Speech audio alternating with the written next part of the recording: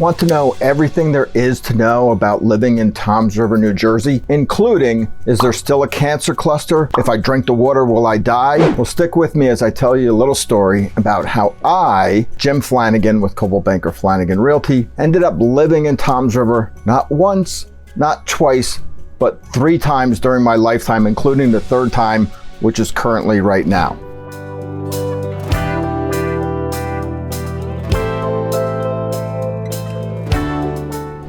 My father was a traveling salesman for Sinclair Oil back in the early 1970s. And Southern Jersey, as it was then known, Toms River was once known as being in part of South Jersey, was part of his territory for Sinclair Oil. So he used to come down for work and visit. And one day he was walking down Main Street in Toms River and he said to himself, this is where I want to raise my family. This is the feeling, the lifestyle. This is what I want for my family. And at that time, there were only 2 sons in his family, myself and my brother Michael. We now have 4. 2 sisters came after we moved back to Toms River. So we were here in the early 70s as renters. We moved up to Albany, New York with Sinclair Oil. And my father, he quit his job. He took his life savings back then and moved us back down to Toms River, New Jersey. Now this was about, I believe, 1972. So actually, he was down here in the late 60s first, because I was born in 65, and then moved us back down in 1972. And when he moved us back down, he didn't have a job. Remember, he quit his job with Sinclair Oil. He wanted to raise his family here in Toms River. So he had to find a new job. So at that time, he said to himself, well, there are only 2 things I can do to support a family in Toms River. Remember, this was the early 70s, about 72. I can sell cars or I can sell houses, and nobody likes a used car salesman. So my father went into real estate, and after a few years, he decided it was time to expand the family. And my sister Nora and my sister Amy came into the family. So now we were a full family of 4. And I grew up in Toms River, so I'm a product of the Toms River school system. As a matter of fact, my first 4 years in elementary school were spent in what is now known as Donovan Catholic. I don't know if they still call it St. Joseph's Elementary School. I think they may actually. But I was a product of St. Joe's Elementary for the first 4 years. Then I went to Cedar Grove Elementary School for the next 2.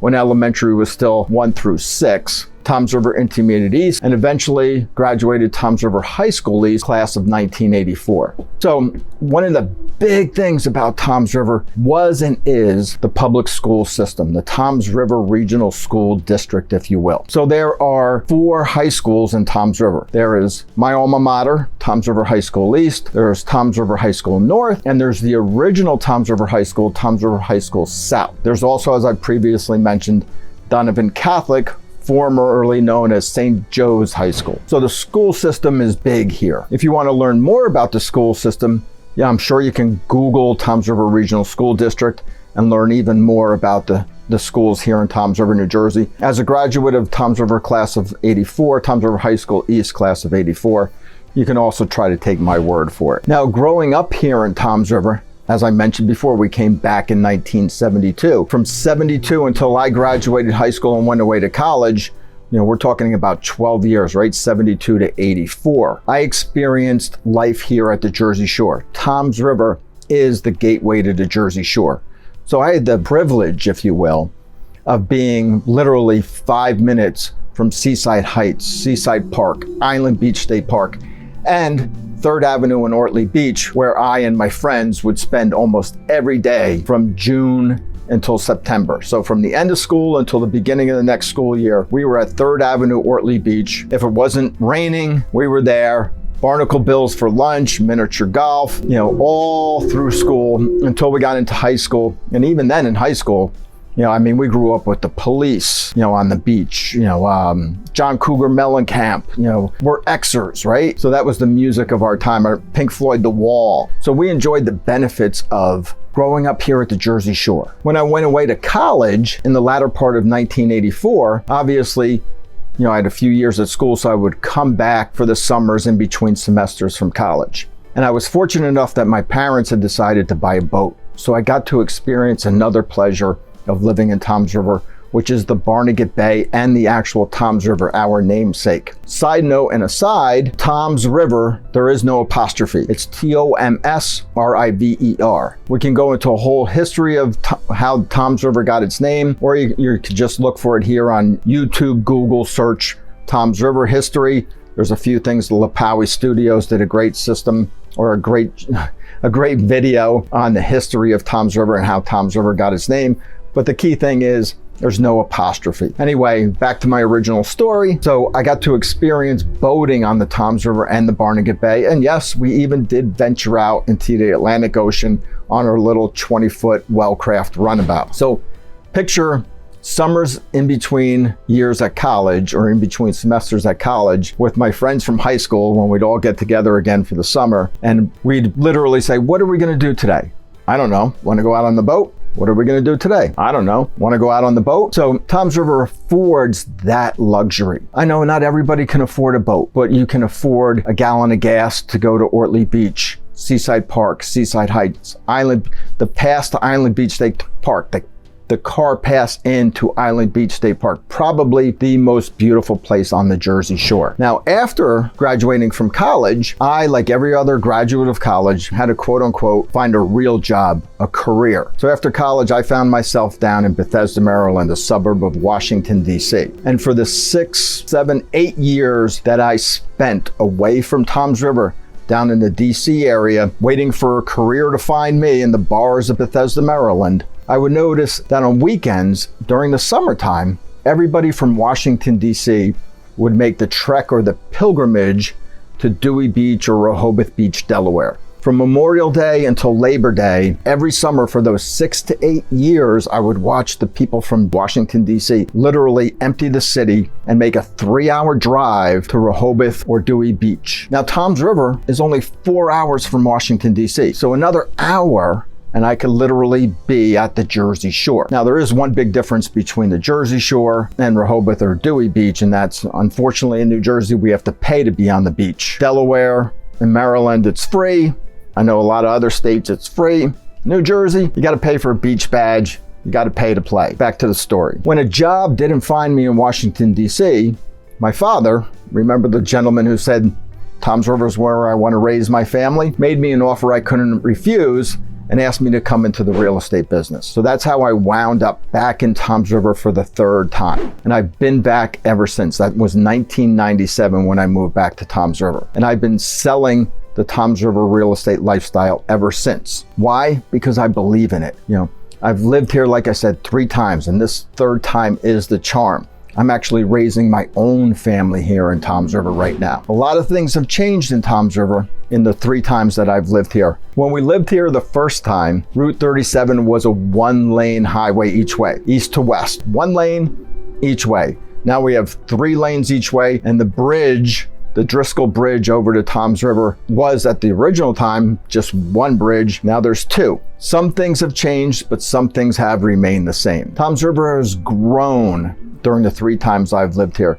According to niche.com, there's roughly between 92 and 93,000 people currently living in Toms River. I couldn't tell you how many lived here back in the 80s or the 70s or the 60s. But right now, 92 to 93,000 live here. We actually added another school recently as far as an intermediate school goes. Intermediate South down in Beechwood, a suburb of Toms River, was added a few years ago. Toms River Township was formerly known as Dover Township, and just recently changed to Toms River Township back in, I think, 2010 or 11. So while many things have changed, many things have also remained the same. Island Beach State Park is still beautiful. Seaside Park. We had Superstorm Sandy in 2012, which took out the boardwalk in Seaside Heights. That's rebuilding into the Great American Boardwalk once again. There's rebirth and growth going on. Ortley Beach, again, devastated by Superstorm Sandy back in 2012. The sand is being replenished. They're bringing dunes down the shore to protect the homes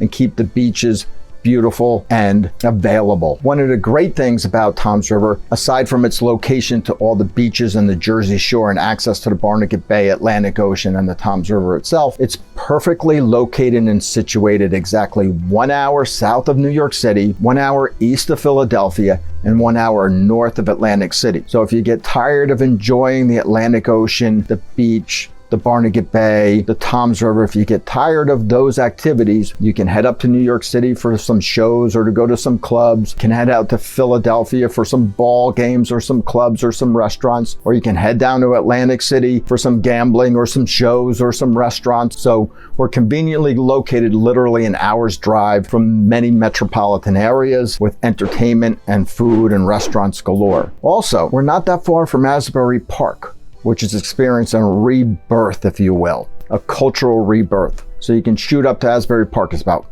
half an hour to 40 minutes away. One of the interesting things about being so close to New York and Philadelphia is the diversity of sports fans here. We're like right on the dividing line between Yankees fans, Mets fans, and Phillies fans, Eagles fans and Giants fans. Usually if you're a Yankees fan, you're a Giants fan, and if you're a Mets fan, you're a Jets fan. Myself, I'm a Yankees and a Jets fan. And of course, if you're an Eagles fan, you're a Phillies fan. So it makes for interesting weekends, if you will, or evenings at the sports pubs, depending on which team is your favorite. Another great thing about living in Toms River, like I said, this is the complete and thorough guide to living in Toms River. Everything you wanted to know about is, yes, we embrace and call it pork roll. It is not Taylor ham. The great American breakfast sandwich is pork roll, egg, and cheese, not Taylor ham, and you can find it in abundance here in Toms River, New Jersey. And last but not least, because I said I would talk about it at the beginning of this video, as far as I know, the water in Toms River will not kill you. Back in the 1970s on the west end of Toms River, there was a chemical plant. It was actually named Toms River Chemical. And they actually sponsored my Little League baseball team, Toms River Little League, one year in the 70s. They then changed their name to Ciba-Geigy. And then when I was down in Bethesda, Maryland after college, waiting for a career to find me, there was a controversy that was happening here in Toms River known as the cancer cluster. There was an abnormal number of children in Toms River who developed brain cancer. And they were trying to figure out why this anomaly? Why was there a higher percentage of children with cancer in Toms River than in other towns in the nation? So they did a ton of research looking into, was it the fallout line from Toms River Chemical, Ciba-Geigy, that ran through Toms River and then dumped out into the Atlantic Ocean, actually at Ortley Beach. We were referred to as a cancer cluster. That was the term. Toms River, there was a cluster of cancer, and they were trying to find out why. Was it the water? And they did legitimately find, that there was contamination at the Ciba-Geigy site, that illegal dumping had occurred at some well site. So there was, without a doubt, there was a tremendous amount of illegal dumping activity. All this can be found with a Google search, Toms River Cancer Cluster. There was a book written on it, a movie made about it. They were never able to definitively tie the Ciba-Geigy Superfund site to these unfortunate cases of childhood cancer. Now, it may very well be that was what occurred, but what I can tell you right now is I grew up during that time. My friends grew up during that time. Many of them moved back to Toms River and raised their families here. I'm raising my family here. I believed, or they believed, that there was any remote possibility of harm to their children or my children, we wouldn't be living here. So I can tell you one thing that I know for sure. The water in Toms River is the most tested water in the nation. I can, with great certainty and confidence, say the water in Toms River will not kill you. That's my personal opinion and experience, and I have 3 kids that I'm raising here. Hope that cleared up the cancer cluster issue. And if there are any other things that you would like to know about living in Toms River, perhaps that I didn't touch in this video, check out some of the other videos here on my channel.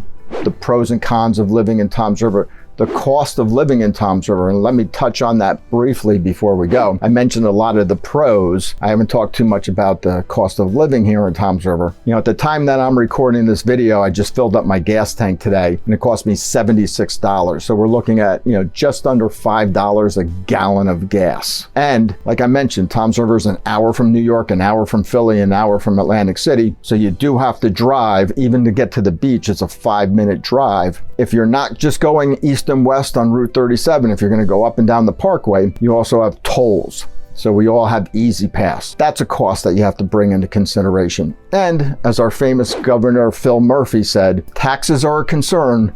We're not your state. So property taxes in Toms River, New Jersey can be considered high depending on where you currently live. I'll give you my personal, I live right here in town and I'm paying close to $8,000 annually in property taxes. And that's for a home that's under 3,000 square feet. So to give you some sort of examples or idea of what it costs to live as far as housing, I'll give you mine, right? If I'm a real estate expert, for crying out loud. So for a 4-bedroom, 2.5-bath colonial here in Toms River, you can expect to pay anywhere between $500,000 and $750,000 if you're not living on the water. Remember, we're a waterfront community, so we have a lot of lagoon front, bay front, and even some ocean front homes. So if you're going to live on the lagoons or the bay or the ocean, you're going to be looking over $750,000 to over $1 million for a home. If you're a first-time home buyer looking to get a ranch, 3-bedroom, 1 to 3-bedroom, 2-bath ranch, you're going to be looking anywhere between $300,000 and $500,000